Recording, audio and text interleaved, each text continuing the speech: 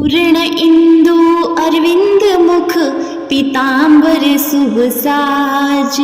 जय मन मोहन मदन छवि कृष्ण चंद्र महाराज, कृष्ण चंद्र महाराज। प्रिय भक्तजनों, एक बार फिर से आपके अपने चैनल आत्म प्रेमी पर हार्दिक स्वागत है। इस वीडियो के अंतर्गत आप कार्तिक महात्म्य के अध्याय 5 और कार्तिक मास में सुनी जाने वाली कथा पंच भीकराम की कथा का श्रवण करेंगे और पूरी उम्मीद कर रही हूँ कि आप हर रोज नित्य नेम से इस चैनल पर आने वाली कार्तिक महात्म्य की कथाएं सुन रहे हैं। कार्तिक महात्म्य की अध्याय 5 को शुरू करने से पहले आपसे निवेदन है कि अगर आप इस चैनल पर नए आए हैं तो चैनल को सब्सक्राइब जरूर कर लें और बेल आइकन को प्रेस अवश्य करें ताकि आने वाला हर वीडियो सबसे पहले आप तक पहुंचे। श्रवण कीजिए कार्तिक महात्म्य के अध्याय 6 का। नारद जी बोले, 2 घड़ी रात रह जाने तब उठकर तिल, कुशा, अक्षत, फूल, धूप, दीप आदि लेकर पवित्र होकर किसी नदी, कुआं, तालाब आदि जलाशय पर जाए।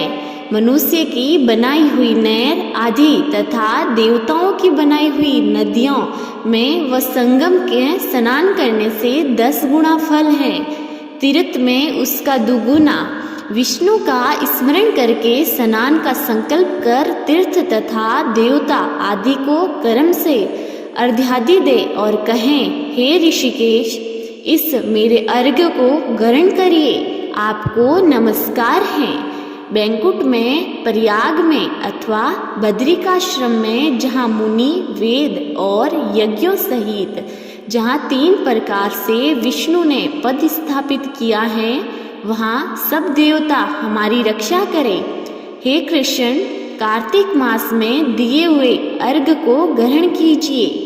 भागीरथी, विष्णु, शिव, सूर्य आदि ध्यान का करके जल में घुसे और नाभि पर्यंत जल में घुसकर विधि पूर्वक स्नान करें। गृहस्थी तिल और आंवले का चूर्ण मलकर स्नान करें। विधवा स्त्री और सन्यासी तुलसी की जड़ की मिट्टी लगाकर स्नान करें, परंतु सप्तमी, अमावस्या, द्वितीया और त्रयोदशी इन तिथियों में आंवला और तिल न लगाएं। स्नान मंत्र भक्ति भावना जिन प्रभु ने देवताओं के कार्य को निमित्त रूप धारण किया था, वे कृपा करके मुझे पवित्र करें। विष्णु की आज्ञा से इंद्र सहित सब देवता कार्तिक के व्रत करने वालों की रक्षा करें। व्रती मनुष्य इस प्रकार स्नान करके हाथ में पवित्री धारण कर देव ऋषियों और पितरों का तर्पण करें। कार्तिक महीने में तर्पण में जितने तिल होंगे उतने वर्ष पितृ स्वर्ग में वास करते हैं। उसके बाद जल में से निकलकर पवित्र वस्त्र धारण कर प्रातः काल के कर्मों को समाप्त कर हरि भगवान का अर्चन करें। तीर्थ और देवताओं का स्मरण करके भक्ति पूर्वक गंध, पुष्प और फलों से अर्घ्य प्रदान करें। तब वेद पाठी ब्राह्मणों का पूजन करें। ब्राह्मण विष्णु रूप हैं, इसलिए अपने कल्याण चाहने वाले कदापि इसका अपमान और विरोध न करें। फिर हरि की प्यारी तुलसी जी की पूजा कर परिक्रमा दें, नमस्कार करें और कहें कि देवताओं ने प्रथम तुम्हें बनाया, मुनियों ने पूजा है, सो तुम मेरे पाप को हरण करो। भक्ति पूर्वक पूर्वाक्त विधियों को करने वाला नारायण की सालोकत्या को प्राप्त होता है। रोग और साधकों का नाश करने वाला, उत्तम बुद्धि, पुत्र और धन तथा मुक्ति देने वाला विष्णु भगवान के प्यारे कार्तिक व्रतों के सिवाय दूसरे व्रत उत्तम नहीं है।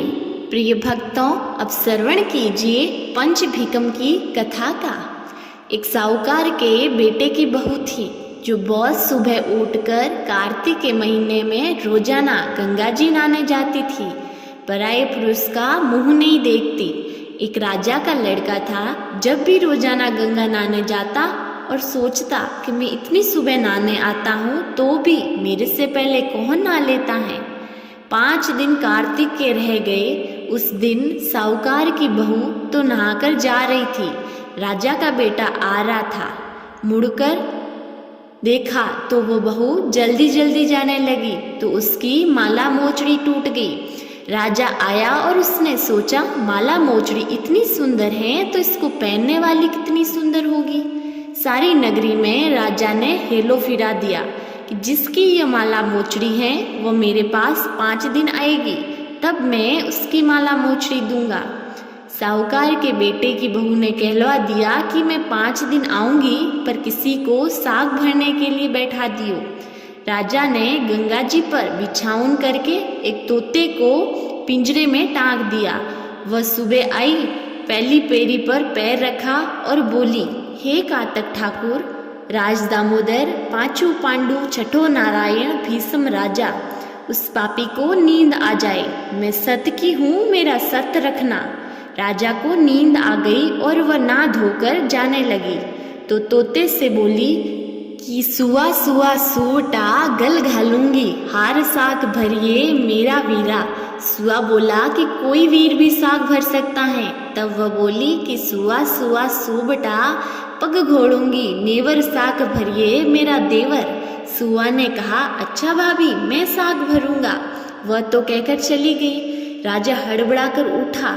सुआ ने पूछा कि सुआ सुआ वह आई थी, कैसी थी? सुआ बोला, आभा की सी बिजनी, होली की सी झल, केला सी कामनी, गुलाब का सा रंग। राजा ने सोचा कि कल मैं अपनी उंगली चीर के बैठ जाऊंगा तो नींद आएगी। दूसरे दिन उंगली चीर के बैठ गया। वह आई और उसने ऐसी ही प्रार्थना की। उस राजा को नींद आ गई, नाके जानने लगी। सुआ ने साग भरा दी। राजा ने उठते ही फिर सुआ से पूछा तो सुआ कल के जैसा ही जवाब दे दिया। उसने सोचा कल तो मैं आँख में मिर्च डाल के बैठ जाऊंगा। तीसरे दिन आँख में मिर्च डालकर बैठ गया। सारी रात हाय हाय करके बिताई।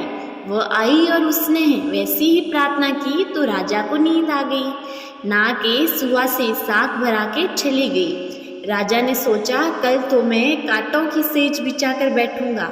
चौथे दिन वह कांटों की सेज पर बैठकर हाय हाय करता रहा, पर जब वह आई तो उसको नींद आ गई। उसने सुआ से साग भरा और कहा कि उस पापी से कह दियो मेरे 5 दिन पूरे हो गए हैं, पर मेरी माला मोचड़ी मेरे घर भेज दे।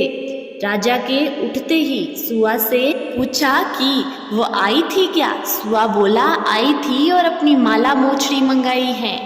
थोड़े दिन बाद राजा के कोढ़ निकल आया और त्राई त्राई करने लगा।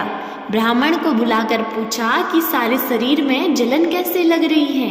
ब्राह्मण बोला कि यह कोई पतिव्रता स्त्री का पाप धरा है जिससे लगी है। राजा ने पूछा कि यह कैसे ठीक होगा। ब्राह्मण बोला कि तुम उसको धर्म की बहन बनाओ और उसके नहाए हुए जल से नहाओगे तो तुम्हारा कोढ़ जल्दी ठीक होगा। राजा माला मोचड़ी लेकर उसके घर गया और साहूकार से बोला कि तेरी बहू गंगा पर भूल गई थी, उसे दे दो और कह देना कि अपने नहाए हुए जल से मुझे नहला दे। साहूकार बोला कि वह तो पराये पुरुष का मुंह तक नहीं देखती, तो इस नाली में बैठ जा, वह नहाएगी तो तेरे ऊपर पानी पड़ जाएगा। राजा नाली के नीचे बैठ गया। वह नहाया, जल गिरने से उसकी काया कंचन सी हो गई। हे पंचभिकु देवता, जैसे साहूकार की बहू का सत्य रखा ऐसा सबका रखियो। बोलिए पंचभिकु महाराज की जय। प्रिय भक्तजनों, मुझे उम्मीद है कि आपको आज की कथा बहुत पसंद आई है तो वीडियो को लाइक कीजिए और चैनल को सब्सक्राइब करना तो बिल्कुल भी मत भूलिए। और हाँ, हर रोज कार्तिक मास की कथाओं का श्रवण आप इस चैनल पर हमेशा कर सकते हैं। मिलते हैं अगली वीडियो में, तब तक के लिए हर हर महादेव।